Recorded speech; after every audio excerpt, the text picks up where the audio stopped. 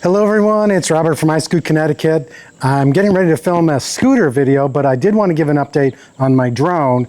I had bought a sort of a burner phone to use as a screen on my Ruco drone, and I bought the Tracfone Blueview 5 Pro. It was on sale for $29 or $30 at Walmart. Here's the phone, but I'm sad to report that after just under 3 weeks, the phone's failed. I tried to do some kind of system reset and it doesn't work.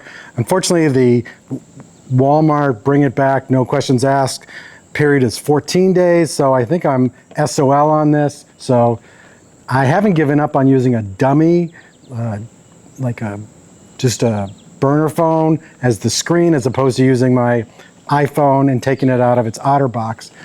So I think I'll go back and either try a Motorola or a Samsung phone instead, see what's on sale. If you have any recommendations on which inexpensive phone to use, I'd love to hear about it in the comments. Or if you know anything I can do with this blue phone besides use it for target practice, let me know. Thanks for watching, and keep watching for more scooter content and drone content.